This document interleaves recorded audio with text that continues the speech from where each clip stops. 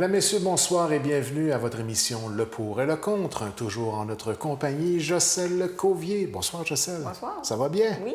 Quel sujet nous allons traiter cette semaine? Alors, cette semaine, un sujet qui a fait beaucoup l'actualité, qui fait des vagues. C'est un sujet très émotif pour beaucoup de personnes et on comprend. On va parler du fameux registre des délinquants sexuels. Il y a beaucoup de gens qui aimeraient qu'un tel registre public existe. C'est important d'ajouter le public parce qu'il existe déjà un registre, mais que seuls les services policiers peuvent consulter. Ça existe déjà. Mais donc, il y a beaucoup de gens qui aimeraient que ce soit public, qu'on puisse savoir autour de nous, est-ce qu'il y a des délinquants sexuels, des gens qui ont été reconnus coupables d'une infraction de cette nature-là. Donc, ça a fait beaucoup les manchettes dernièrement. En fait, ça fait des années. À chaque fois qu'il y a des cas comme ça dans les médias, ça revient toujours. Est-ce qu'on devrait mettre ça en place? Sujet tout de même émotionnel. J'imagine oui. Qu'il y a peut-être eu des commentaires un peu salés, mais ça va chercher vraiment l'émotion directement. D'autant plus s'il y a des personnes qui connaissent des victimes ou qui sont victimes eux-mêmes. À ce moment-là, ça rend le sujet très sensible. Effectivement, il y a des gens qui me répondent sur mon mur. Il y a des gens qui m'ont écrit en privé aussi qui avaient été victimes. Ben oui. Donc, quand tu reçois les commentaires d'une personne qui a vécu ça, c'est sûr que ça prend... c'est un autre contexte. Tu vois les choses d'un autre œil aussi. Donc, c'est intéressant. Les gens ont participé. Je dirais que ça a pas mal penché en faveur d'un registre public. Mais j'ai quand même sorti des arguments dans les deux camps. Mm-hmm. C'est toujours important. C'est le but de l'émission. C'est pas une vérité. Prôner la réflexion. Hein? Voilà, nous, on donne les arguments, puis les gens continuent à la maison. C'est ce qu'on espère que les gens font. La mise en contexte, comme à l'habitude. Comme à l'habitude, un petit peu de recherche. Donc, il y a un registre qui existe, comme je disais, que les policiers peuvent consulter, une espèce de base de données. Qu'est-ce qu'on trouve là-dedans? On trouve le nom de la personne, ses noms d'emprunt, sa description physique complète, incluant les signes distinctifs, c'est-à-dire, par exemple, si elle a des tatouages, des cicatrices. Donc, tout va être noté. Une photographie récente, évidemment, ses coordonnées, la liste des infractions sexuelles que la personne a fait, ses véhicules immatriculés à son nom ou bien les véhicules qu'elle utilise fréquemment. Donc, c'est quand même assez complet. Mm-hmm. Et la personne, elle doit s'inscrire à chaque année à ce registre-là. Et aussi, elle doit aviser chaque fois qu'elle déménage, qu'elle change de nom ou de véhicule, et chaque fois qu'elle s'absente plus de 7 jours de chez elle. Donc ça, je ne savais pas ça. Évidemment, si elle ne le fait pas, il y a des conséquences. Quand une personne a été condamnée pour un acte sexuel, donc elle est obligée d'aller s'inscrire à ce registre-là. Si elle n'y va pas, évidemment, il y a des conséquences. Est-ce qu'on peut en conclure à ce moment-là que tous les services de police sont parfaitement au courant de où se situent les différents délinquants sexuels qui ont été condamnés, bien sûr? Exactement. Donc, ça, c'est un fait. Pour les policiers, ils ont accès à une très bonne base de données. Donc, à moins que la personne ne va pas s'inscrire et bon, qu'il la cherche, des cas comme ça. Mais en tout cas, de ce que je comprends en général, la base de données est assez complète. Est-ce qu'il y a une obligation de la personne à ce moment? On disait qu'elle doit s'inscrire chaque année. Oui. À ce moment-là, il y a une conséquence si ce n'est pas fait de façon adéquate, j'imagine. Exactement. Donc, c'est ce qu'on disait. Je n'ai pas été voir exactement qu'est-ce que... ça pourrait avoir comme conséquence. J'imagine qu'on peut arrêter la personne carrément si elle ne collabore pas. Dans le fond, c'est une des exigences lorsqu'elle a été jugée coupable. Donc, elle doit remplir ses exigences. Et aussi, pourquoi on parle de tout ça? C'est que le 3 septembre dernier, il y a eu une marche blanche à Québec. C'était pour demander au gouvernement de mettre en place le fameux registre public des délinquants sexuels. Donc, il y a plusieurs personnes qui ont participé à cette marche-là. Je te laisse poursuivre. Il y a des médias qui ont décidé de prendre les choses en main, oui. Si on peut s'exprimer ainsi. Le Journal de Montréal a publié une carte interactive pour ses abonnés VIP. On peut voir les délinquants habitant près de chez soi, en allant directement, j'imagine, sur le site du Journal de Montréal. Il existe aussi une page Facebook, Registre public des délinquants sexuels au Québec, depuis déjà 2010. On se base sur les articles des médias et documents juridiques fournis par les victimes directement. Oui. Tout de même impressionnant comme démarche. Oui. 43 000 membres, donc c'est tout de même assez populaire. 750 personnes accusées ou reconnues coupables de crimes à caractère sexuel sur des mineurs sont répertoriées directement sur cette page Facebook-là. C'est ce que je déduis. Oui. La créatrice, de la page Facebook a fondé un OSBL, le PECAS, P.E.C.A.S, Protection enfants contre agression sexuelle. L'Ontario a un registre de délinquants sexuels. Il en coûterait aux contribuables 4 millions de dollars par année pour le fonctionnement. Est-ce que je dois comprendre que c'est un registre qui est complètement public et non pas exclusif aux différents corps policiers? C'est ce que Oui, c'est un registre public et donc, justement, les gens... citer ça en exemple, ça coûte cher, un registre public. Est-ce qu'on veut vraiment aller là où l'Ontario a été? Donc, l'Ontario fonctionne de cette manière-là au moment où on se parle. Oui, c'est ce que je disais. Pas au courant. Moi non plus. Et puis, quand on parle de... J'ai été voir sur Facebook le fameux registre, c'est une espèce de groupe. Donc, il y a vraiment beaucoup, beaucoup de gens. Et... il n'y a pas seulement du bon, il y a des gens aussi il y a beaucoup de gens qui peuvent faire des suppositions sur les réseaux sociaux. Je ne parle pas de ce groupe-là en particulier, mais l'affaire Cédrica Provencher, évidemment, qui a ému beaucoup de gens. Et qui fait la manchette ces dernières semaines, d'ailleurs. Bien, il y a un présumé, il y a une personne présumée, mais ça fait des années que les gens ont décidé qu'il était coupable, ce qui est possible. Et on donnait son nom sur les réseaux sociaux, sa voiture, etc. Donc, c'est quelque chose aussi qu'il faut penser sur les réseaux sociaux. Ça peut facilement déraper. Et le Journal de Montréal, il y a d'autres médias qui étaient vraiment choqués parce qu'ils disaient que ce n'est pas seulement des personnes coupables, c'est des personnes en procès actuellement, pas encore reconnues coupables. Tout à fait. Et c'est là où il faut faire la part des choses. C'est des dérapages qui peuvent arriver. Il peut être possible que la personne qui est visée par les différents médias est pratiquement condamnée à l'avance, que ça soit avec raison, mais il est arrivé certains cas qui sont répertoriés où malheureusement il y avait eu erreur sur la personne et puis erreur ou pas, la conséquence a été semblable à celle d'être réellement coupable d'un tel acte. Et je vous invite à écouter le film de Kevin Spacey, La vie de David Gale. C'est sur la peine de mort et c'est un homme qui a voulu démontrer qu'il est possible de faire comme s'il était coupable d'un crime qu'il n'a pas fait, avec tellement d'indices que lors de son procès, on dit qu'il est coupable sans aucun doute.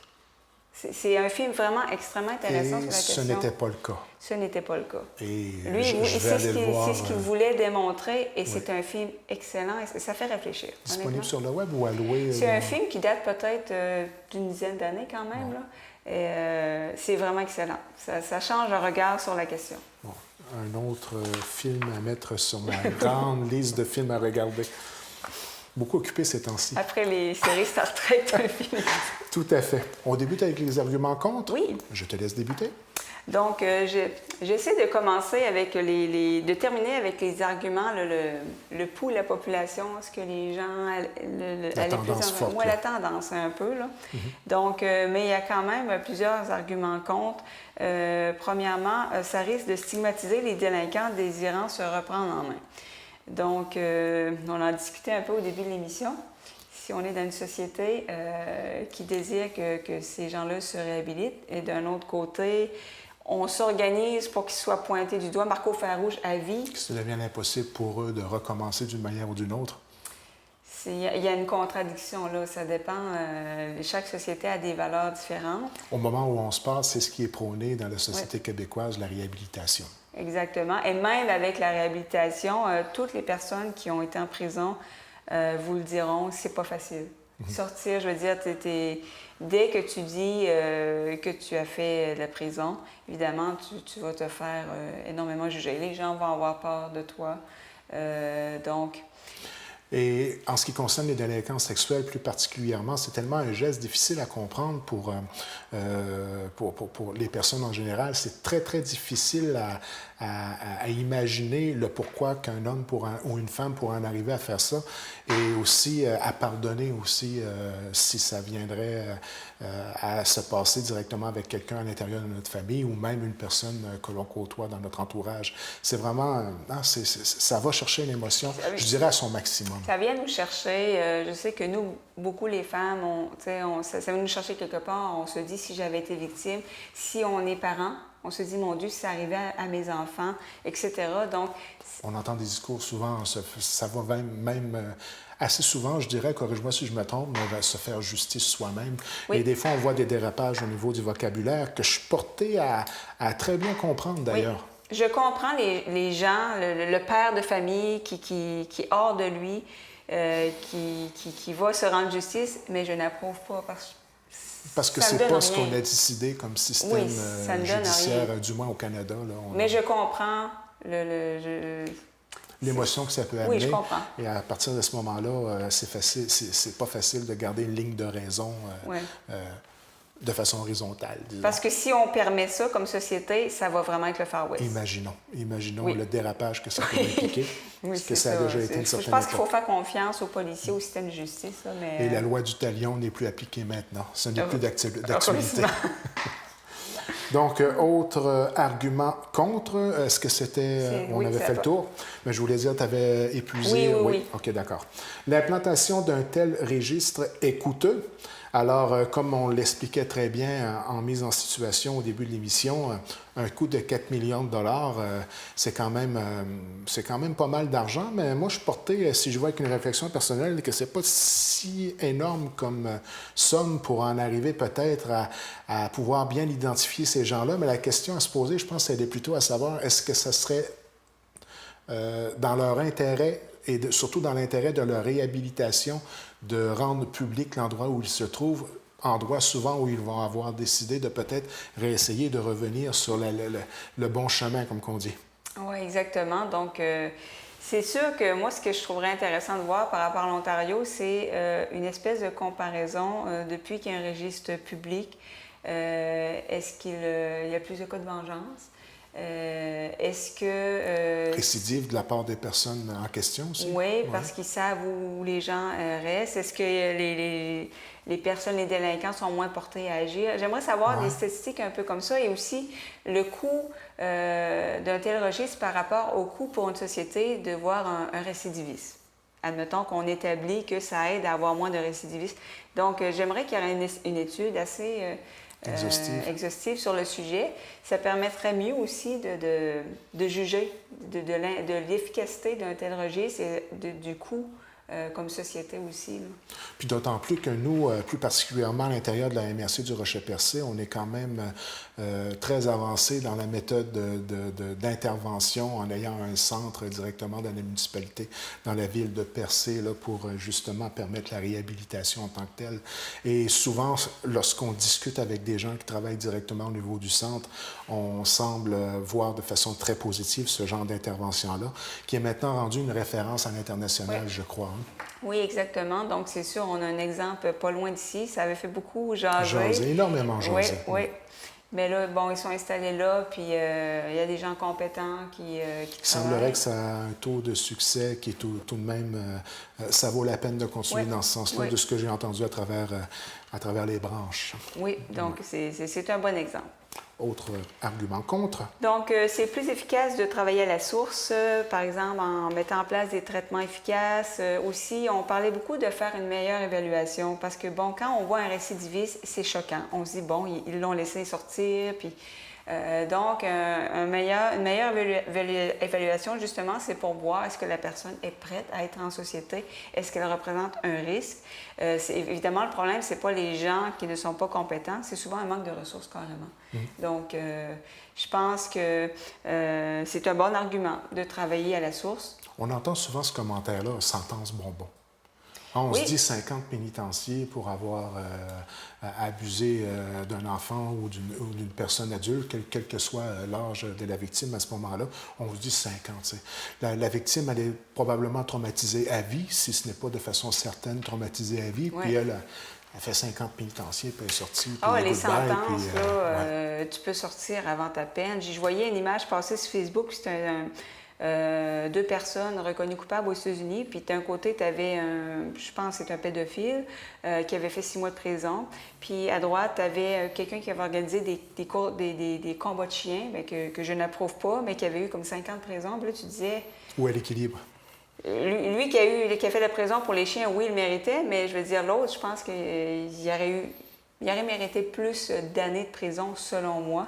Fait que les sentences, bon. Et moi, ce qui me choque, c'est que les gens peuvent refuser un traitement. Je sais que si la personne refuse, de toute façon, collabore pas, le traitement ne marchera pas. Bien là, c'est un argument très bon que tu as en ce moment par rapport au refus ou pas. Si la personne refuse puis qu'elle n'est pas ouverte à ça, ça donnera rien. Tu ne peux pas obliger quelqu'un à suivre un traitement dans ce sens-là. C'est parce qu'il faut qu'elle collabore, mais ça m'enrage de voir. Mais il devrait avoir peut-être un rallongement de peine quand tu as une attitude comme ça. Exactement. Hein? De voir si la personne veut s'en sortir, OK, mais si une personne refuse tout traitement, c'est enrageant parce que tu te dis, elle n'a pas compris là, pourquoi elle est là. Donc, c'est des choses comme ça aussi qui vont beaucoup irriter la population. Et qui vont faire en sorte qu'à un certain moment donné, mais il y a des discours qu'on peut entendre qui vont vers justement une j'ai utilisé ce terme-là, une non-satisfaction de la justice et de l'intervention de la justice telle qu'elle est appliquée selon les normes actuelles. Là. Exactement.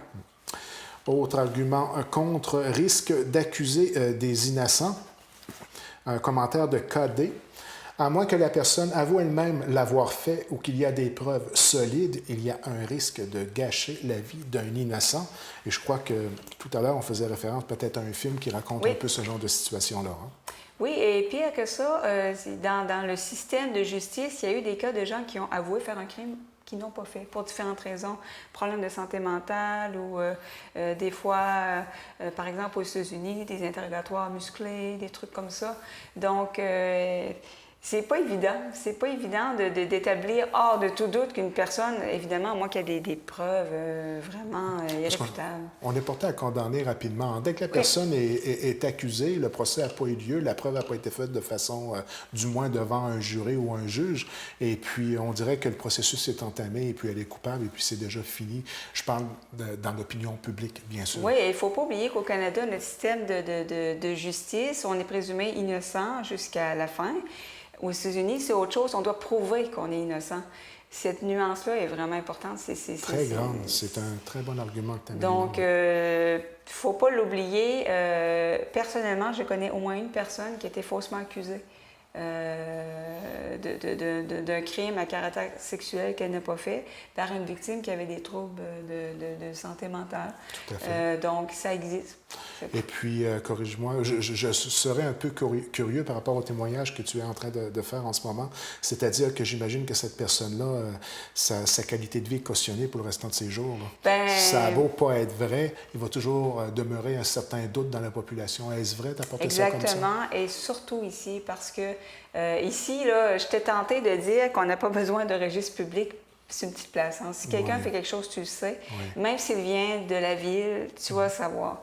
Mais d'un autre côté, l'envers de la médaille, c'est que si on l'accuse injustement de quelque chose, tu vas le savoir aussi. Et il y a des gens, ça va leur rester, je comprends dans un sens, là, ça va leur rester dans la tête un doute.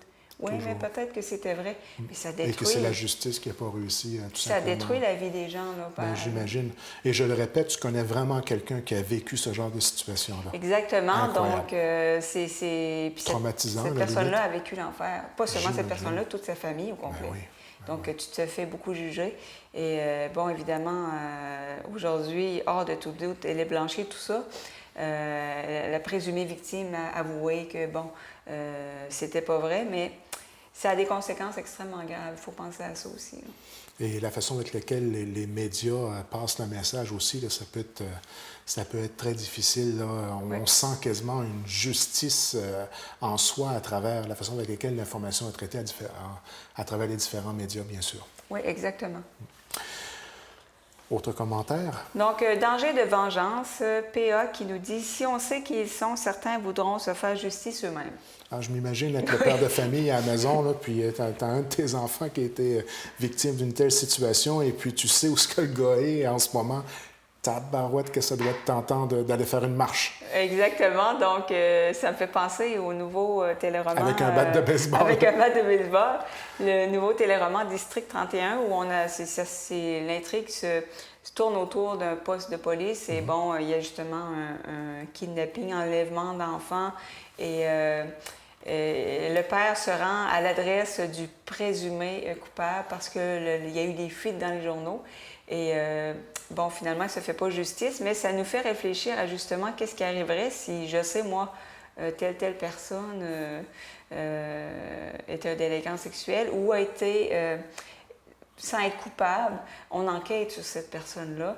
Donc, c'est sûr qu'il y a des gens qui ont plus la mèche courte, qui restent faire justice eux-mêmes. On a déjà fait une émission aussi sur le mémérage, hein, comment est-ce que l'information peut circuler rapidement et que les gens ont un méchant plaisir souvent à condamner l'ensemble des gens qui font partie de notre société assez facilement sur des arguments des fois qui sont plus ou moins solides, là, soyons quand tout de même francs. Ça se déforme souvent, hein, les histoires. Tout à là, fait. C'est quand même intéressant ce que tu amènes par rapport à un comparatif à un téléroman qui est diffusé en ce moment, c'est que je ressens depuis quelques années qu'il y a des téléromans qui ont vraiment, qui sont très habiles, les réalisateurs et l'équipe de production, à faire réfléchir sur des sujets qui sont souvent, pour ne pas dire tabous, mais disons difficiles à entrevoir une discussion directement avec le public. Fait qu'avec ces téléromans-là, des fois, ça crée des discussions à la maison lorsqu'on les regarde. Exactement. Et dans ce téléroman-là, il soupçonne quelques personnes. Et à chaque fois qu'on voit quelqu'un qui soupçonne, par exemple, ils ont interviewé un ancien pédophile qui est en réhabilitation. Et tout de suite, quand je l'ai vu, ça doit être lui qui a kidnappé l'enfant, mais non. Donc, on voit aussi qu'on a des jugements faciles. Là. Et comme qu'on se confessait en préparation d'émission tous les deux, nous, quand on rentre dans un téléroman ou une émission, c'est comme si c'était vrai. Hein?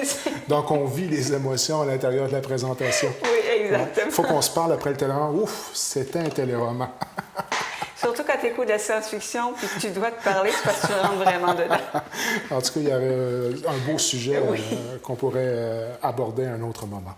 Dernier argument contre, faire une distinction entre condamné et suspecté, et je crois que ça va très bien conclure les arguments contre. Un commentaire de Dédé, d'accord pour un registre des personnes condamnées, mais pas de celles suspectées. Là, il y a tout un monde entre les deux. Là. La nuance est très, très importante. Comme je disais tantôt, le Journal de Montréal, semblerait que c'est des gens en procès en cours, donc on ne parle pas du tout de la même chose. Donc, il y a des gens qui étaient en faveur d'un tel registre, mais vraiment de personnes condamnées hors de tout doute.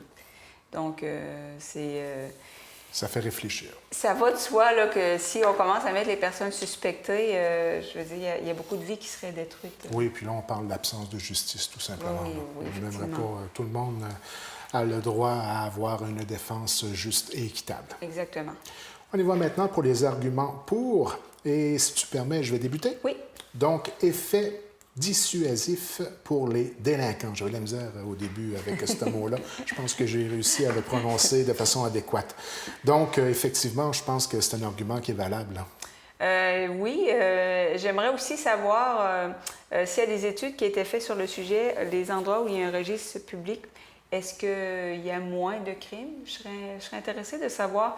C'est sûr que vite comme ça, je pense que si tu te sais traquer, probablement que tu serais moins tenté peut-être de faire certains crimes, mais encore là, peut-être pas nécessairement. J'ai entendu, moi, l'argument contraire, que souvent ces personnes-là, parce qu'on s'entend qu'une personne qui fait des gestes allant dans ce sens-là n'a pas certainement le même équilibre mental qu'une personne normalement, entre guillemets, constituée. J'imagine qu'à quelque part, il y a quelque chose qui ne doit pas fonctionner chez toi pour en arriver à avoir des actes comme ça. Fait qu'il pourrait avoir un effet qui est loin d'être l'effet recherché de par une telle implantation d'un système d'affichage des délinquants avec le lieu et l'endroit où ils demeurent. J'imagine aussi que la personne donc, qui a cette, je ne sais pas si on peut dire maladie, ou en tout cas qui a ce problème-là, qu'elle va être tentée de faire autre chose. Peut-être qu'elle n'ira pas autour de chez elle, mais qu'elle va faire venir quelqu'un chez eux ou va aller sur Internet, faire de la vidéo avec des enfants, des trucs comme ça. Ou peut-être se dire, ça ne vaut pas la peine d'essayer de guérir d'une manière ou d'une autre, je suis catalogué et marqué à vie de ça. Donc, à quoi bon essayer de me réhabiliter? Oui, c'est vrai. Ça, Ou à quoi bon essayer de comprendre que j'ai un problème si d'une manière ou d'une autre, on cogne sur le clou. Exactement. Puis on me détruit. Je suis déjà détruit au départ sans aucun espoir de pouvoir m'en sortir. Puis je me demande, avec une personne désespérée et j'imagine très frustrée d'être partout publiquement, est-ce qu'elle va être tentée de se venger, entre guillemets, et d'agir encore plus? Je ne sais pas honnêtement. Ou avoir un dérapage non soupçonné. Là. Puis là, j'ose Ouais. pas imaginer tout ce qui pourrait être rentré en ligne de compte dans ce genre d'agissement-là. Exactement. Donc, une personne Peut-être qui... même un sentiment de panique à la limite. Oui, bien, une personne, par exemple, qui abuserait d'une victime, sachant qu'après, elle est marquée au fer rouge, est-ce qu'elle va aller jusqu'à l'inconcevable, tuer sa victime? Tu sais, on voit des crimes horribles comme ça. Je ne sais pas comment ça fonctionne dans le cerveau d'une personne qui a ce problème-là, mais Ouais. c'est sûr que l'effet dissuasif, oui, peut-être, mais d'un côté, ça peut avoir l'effet inverse. C'est difficile à dire. Ouais, est-ce qu'on pourrait dire que ça pourrait peut-être avoir l'effet de mettre de l'huile sur le feu? On ne le sait pas. Peut-être. Hein? Ça vaudrait la peine. Il faudrait demander à des pense que, psychologues ou des... Puis je pense que ta réflexion est quand même éclairée de dire qu'il manque peut-être d'études pour faire des comparatifs. D'autant plus qu'en Ontario, on a l'équivalent du sujet de l'émission. Donc, ce serait peut-être intéressant de suivre ça sur le long terme, Oui. ce sujet-là. Et puis peut-être qu'avec le temps, j'imagine que ça va certainement être le cas, qu'on va avoir des études là, pour voir un peu l'impact sur plusieurs années, et, des statistiques qui font des comparatifs par rapport à d'une façon par rapport à l'autre. Là. Exactement. Autre argument pour. Permet de mieux juger de la sécurité de nos enfants. Donc, on a PS qui nous dit « C'est la différence entre laisser mes enfants jouer dans la cour avec une supervision minimale et ne pas les laisser sortir sans un adulte aux alentours. » Réflexion de parents là, tout à fait compréhensible. Oui, et bon, je suis entièrement d'accord avec ça. Évidemment, si tu sais que sur ta rue, il y a un délinquant sexuel, tu ne laisseras pas tes enfants jouer dans la cour comme ça. Donc, je pense qu'en tant que parent, je comprends que tu veux savoir toutes les informations et que toi, après, tu juges. Bon, moi, non, je ne laisse pas mes enfants. Je sais qu'il y a une personne qui a déjà... Je n'habiterais pas dans ce quartier-là. Oui. Oui, ça peut aller jusque-là.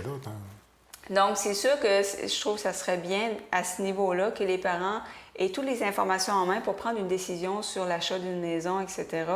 Et parce que le savoir après, ou après, puis après qu'il arrive quelque chose, c'est très fâchant. C'est terrible, hein, parce que il y a des gens, je lisais des articles, des commentaires en dessous des articles, il y a beaucoup de gens qui se disaient frustrés. C'est comme si le gouvernement savait des choses qu'ils ne nous disent pas et des choses essentielles à savoir pour la sécurité de nos enfants.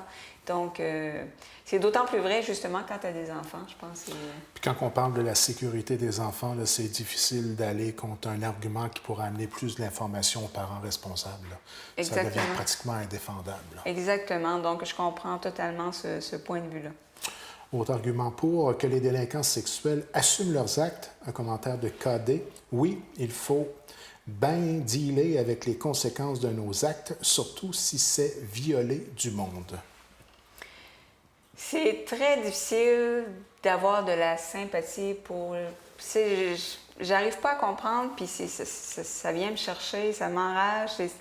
Je comprends des commentaires comme ça. Tu sais, tu te dis, ben tu fais ça, ben la moindre des choses, c'est que tu assumes tes actes. Je sais que, bon, les psychologues vont peut-être voir ça différemment, que c'est comme une maladie ou je sais pas. J'oserais dire que peut-être que les psychologues ont un niveau d'instruction et d'expérience et de compréhension qui était peut-être un petit peu plus évolué que la nôtre en tant que simple citoyen ayant nos propres spécialités. Est-ce que tu pourrais être un peu d'accord avec moi là-dessus? Ils peuvent plus voir le problème, entre guillemets, J'imagine. que c'est pas la faute de la personne, entre guillemets. Ouais. Mais nous, ce qu'on voit, c'est la conséquence directe que ça a sur que ça détruit la qualité. Oui, exactement. Tu sais, puis c'est dur de ne pas penser à ça. Puis, mais je me souviens avoir vu à un moment donné un reportage sur des pédophiles, puis il y en avait un. Ça m'avait marqué, il n'avait pas encore passé à l'acte. Puis lui, ce qu'il disait, aidez-moi, je veux pas passer à l'acte. Il dit, j'ai les idées, c'est plus fort que moi, mais je veux pas le faire. Puis de lui-même, il avait été dans un centre. Se rapporter. Il dit, donnez-moi la outils. Castration chimique, si vous voulez. Oui, à ce point-là. Puis ça m'avait quand même touchée de voir que cette personne-là était très, très malheureuse parce que, de toute évidence, bon, elle n'avait pas choisi d'être comme ça. puis elle voulait de l'aide. Donc, c'est sûr, quand tu vois un cas comme ça, c'est plus facile d'avoir un peu de sympathie, puis bon, de dire à la personne, elle veut s'en sortir. Mais ce qu'on voit quand on voit des récidivistes qui ont l'air d'avoir aucune émotion en cours quand ils sont jugés, c'est dur de... C'est difficile de comprendre le comportement, d'avoir une sympathie par rapport à ce geste-là et surtout de conceptualiser que ça peut être un geste qui, à la limite, n'est pas nécessairement voulu à 100% de la personne qui commet l'acte. C'est ça. Comme tu le dis, là, je pense que de dire très difficile, c'est même léger. Là. C'est trop émotif, à part peut-être les psychologues qui travaillent avec ces gens-là, qui peuvent voir ça d'un autre angle. Mais je sens que dans les 15-20 dernières années, il reste que ça a tout de même, j'oserais au moins dire, un peu évolué cette vision-là de ce que moi je ressens. Là. Ne serait-ce qu'avec la plantation du centre à Percé dans les dernières années. Il y a certaines opinions qui ont tout de même évolué. Il y avait même un film qui avait été fait, malheureusement j'ai oublié le titre, là, par une réalisatrice du coin, là, qui faisait carrément des entrevues avec des personnes du centre et puis ça faisait quand même évoluer le discours et toi-même tu as été marqué par un témoignage. Donc ça prouve qu'à quelque part il y a une réflexion qui est entamée tout de même. Oui, quand même. Parce je répète, on l'a dit, on vit dans une société de réhabilitation. Du moins, c'est ce qui est promis. Donc, à nous de décider si on est en faveur ou pas, c'est une décision personnelle à ce moment-là. Exactement. Autre argument pour? Il n'y a déjà pas assez de conséquences. Donc, PS, la plupart des abuseurs s'en sortent avec absolument aucune conséquence. C'est sûr dans le public, on a souvent cette impression-là, les sentences bonbons. Les 5 ans, c'est quoi 5 ans? C'est les récidivistes, c'est enrageant comme société. Tu vois des gens qui font des crimes, mais qui sont moins une menace pour la société. Bon, par exemple, ou du moins que l'on juge. Juge. Par exemple, on voit des fois des criminels à cravate qu'on appelle. C'est un crime punissable et avec raison, mais des fois, on voit des sentences plus graves pour des criminels qui risquent moins de s'en prendre physiquement, par exemple. Des fraudes financières. Oui, exactement. Donc... Mais par contre, je suis pas mal certain qu'on irait chercher des gens qui ont été victimes de fraudes financières et ils pourraient venir... Moi, j'ai entendu des témoignages et puis ces personnes-là avaient un discours exactement semblable dans le sens où ils disaient « ma vie, elle est complètement détruite ». Et c'est des vies détruites, des gens qui ont fait confiance pendant des années. C'est de l'argent, tu sais, c'est pas comme l'être humain directement. Non? Ça vient plus nous chercher souvent émotionnellement des histoires de viol. Parce qu'il ne faut pas oublier qu'un meurtre, là, c'est 20 ans. Là. Oui. Fait que quelque part, il faut faire... Des fois, quand on fait la comparaison, là... Oui, c'est sûr. Je veux dire, c'est vraiment pas un sujet facile. Puis l'argument contre que j'ai eu par rapport à ça, c'est l'expérience personnelle, c'est que quand tu es mort, tu es mort. Ouais. Tu n'as pas à vivre avec une souffrance en continu. Donc, souvent, pour certaines personnes avec qui j'ai eu des discussions, la mort, à la limite, était plutôt une libération. Exactement. Donc, il y a des... Puis on avait apporté cet argument-là. Je pense qu'on a déjà fait une émission sur la peine de mort. Je pense que cet argument-là avait ressorti. Et il y a des victimes qui ne veulent pas la mort de leur... Parce que ce serait en soi une libération. Ils préfèrent... C'est un cadeau, la mort. Oui, c'est ça. Ils préfèrent que la personne vive avec les conséquences. Théoriquement parlant, c'est une belle libération, la mort, d'ailleurs. C'est sûr. Donc, et ça me fait penser, il y a une série qui a passé avec... je me souviens plus le nom. En tout cas, c'était sur la foi à travers le monde, ça. Puis lui, il avait été dans une prison. Un acteur noir très connu. Mon Dieu. Moi, tu sais, le plus connu de... Oui. Bref... C'est de valeur que ça ne me revient pas rapidement. Là. Donc, il avait été voir un psychopathe qui avait fait des crimes horribles et il était en prison à vie. Et il expliquait, le psychopathe, qu'il n'avait aucune empathie ou compassion. S'il tuait quelqu'un, pour lui, aucune compassion. L'être humain, il était incapable, et c'était dans son cerveau, c'était une maladie, il était incapable d'avoir de la compassion. S'il avait une pulsion, il allait la faire, ça se terminait là. Et je me souviens d'entendre le témoignage, c'était quelque chose, c'était inconcevable. D'une froideur incroyable. Puis ce qu'on disait, c'était comme un monstre, selon notre description humaine, un monstre qui n'a aucune émotion. Et c'était particulier comme témoignage. Et cette personne-là disait, je préfère être en prison parce que je sais si je sors, je vais le refaire. Bien, on va prendre en note cette petite réflexion-là et on va vous revenir avec le nom des acteurs parce que je me suis aperçu que quand on laisse en suspens comme ça, les gens, je pense, c'est un peu fâchant à la maison. Donc, on va faire nos devoirs, on va revenir avec les noms. Je l'ai sur le bout de la langue, mais on va revenir. On va prendre une note à la fin de l'émission, puis on va revenir avec le nom de l'acteur en question. Puis peut-être, pourquoi pas rajouter le lien pour... C'est une série documentaire excellente, vraiment. Et puis je l'ai vraiment là, sur le bout de la langue. Donc, autre, avant-dernier argument contre, pour plutôt, protéger les enfants est la priorité. Un commentaire de SD. S'il y a un danger pour notre enfant, tous les parents veulent être au courant. Et ça, c'est facilement défendable. Ce n'est pas une question de juger la personne et vouloir venger ses victimes, mais de protection de ses enfants, enfants qui sont souvent les joyaux auxquels on tient le plus à l'intérieur de notre vie, là. Et là, dans un côté, on a le droit des gens reconnus coupables. Ils ont évidemment des droits. Et on a les droits des enfants de protection. Et c'est difficile de concilier les deux. Parce que si on fait un registre public, protéger les enfants, mais tu as des organismes qui vont dire oui, mais les gens qui sont en réhabilitation, ils ont aussi des droits. Ils ont purgé leur peine, etc. C'est pas facile à ce niveau-là, mais... C'est sûr que moi, en tant que tel, personnellement, je pense que le droit des enfants devrait primer. Mais je comprends que d'autres personnes ne pensent pas comme ça aussi. Là. Mais c'est difficile à trancher. Oui, puis c'est certainement pour moi qui va aller contre ta position, c'est-à-dire une protection sans faille et sans limite de nos enfants à l'intérieur de notre société. C'est un réflexe à la limite qui est très humain. Oui. Et si ce n'est pas en faisant un registre public, c'est en finançant au moins des ressources pour mieux évaluer et ne pas laisser sortir quelqu'un qui va récidiver. Je sais que c'est dur à...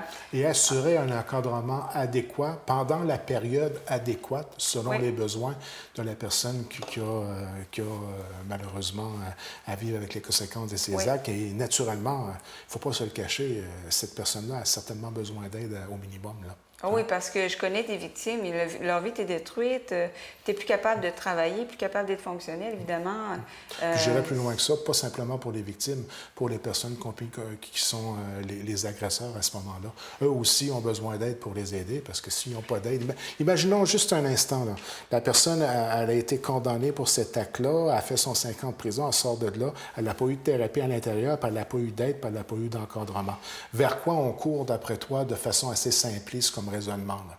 Regarde, on va frapper dans le mur. C'est comme pratiquement, je devrais peut-être pas dire ça, mais je vais le dire quand même, l'encourager à continuer, là, parce que si c'est pas soigné, si c'est pas, il n'y a pas une remise en question de la perception de la personne à ce moment-là, on s'en va directement dans le mur. Il faut faire quelque chose, parce que comme tu dis... Si les deux côtés. Faut pas, oublions pas les victimes par rapport surtout pas. Oui, surtout pas. Mais je pense qu'il y a moyen d'avoir un équilibre là-dessus. Malheureusement, ça prend toujours de l'argent, mais on a décidé qu'on était une société qui prônait la réhabilitation. Il y a un coût à ça. Soyons logiques par rapport à notre prise de position.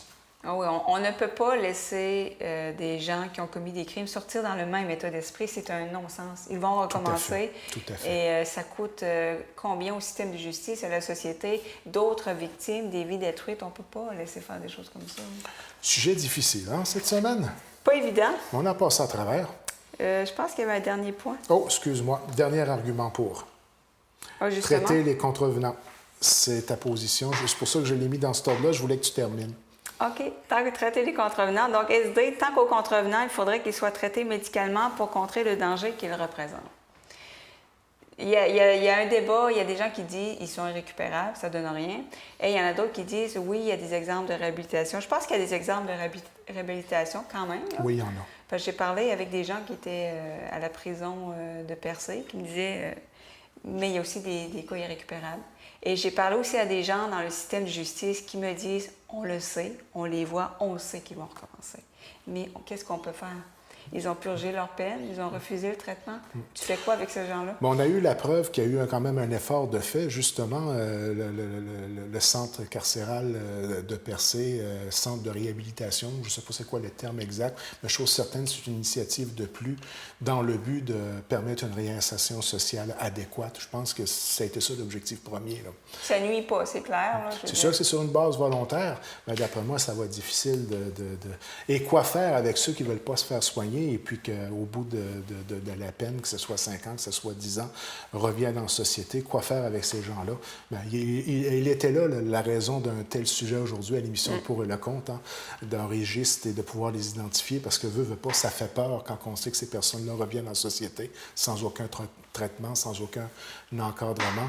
Et c'est terriblement décourageant de savoir que peut-être, et c'est certainement le cas, il y a probablement des victimes au moment où on se parle qui n'ont pas l'aide et l'encadrement nécessaire pour se sortir de cette situation-là. Comment faire la balance, là?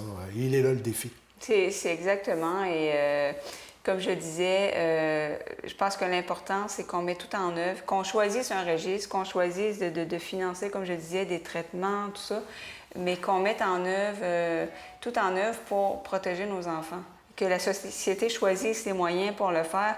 Mais moi, personnellement, si une personne n'est pas réhabilitée véritablement, je ne veux pas qu'elle soit en société pour risquer la vie de plein de victimes, honnêtement. Je sais que c'est un coût de société de maintenir ces gens-là dans des centres spécialisés, mais si elle n'est pas apte à être en société, on ne peut pas la mettre en société. C'est mon avis, là. Et d'après moi, que ça ait un coût pour la société peut avoir aussi comme impact très important, c'est-à-dire de ne pas créer une frustration chez le citoyen, de voir qu'il y a un manque tant au niveau de la punition, de l'encadrement pour s'en sortir, et puis de l'aide aux victimes, là. C'est un non-sens. Oui, puis... Elle est là, la frustration, des fois, dans l'opinion publique. Hein. Ah, moi, je c'est que comprends peut-être totalement. dis-moi si tu es d'accord avec moi, mais il y a peut-être un manque d'investissement dans les différents paliers pour réussir à faire face à cette situation-là de façon adéquate sur les 3 volets. Ouais, je pense qu'il y a du travail à faire. Puis, comme je disais, là, je ne dis pas que les gens ne sont pas compétents. Un coup que la personne a fait a purgé sa peine, qu'est-ce que les gens vont faire à la prison? Ils ne peuvent pas le garder. Il faut refaire ça de façon à ce que peut-être mettre un moyen que si on juge que la personne n'est pas apte, la diriger vers un centre quelconque ou un truc comme ça. Mais, là où est le coût de société, justement. Puis c'est toujours là que l'équilibre est difficile exactement. à faire. Je pense que c'est un sujet qui risque de revenir à moyen-long terme, ça. Oui. Donc, merci encore pour la réalisation de cette belle émission Le Pour et le Contre qui va certainement avoir créé des discussions à la maison, j'en suis persuadé. Continuez à interagir avec nous via la page Facebook de Jocel, c'est grandement apprécié. Merci de participer de façon si nombreuse en tant que commentaire et en tant que téléspectateur à notre émission Le Pour et le Contre. Et la beauté de la chose. Ça revient la semaine prochaine.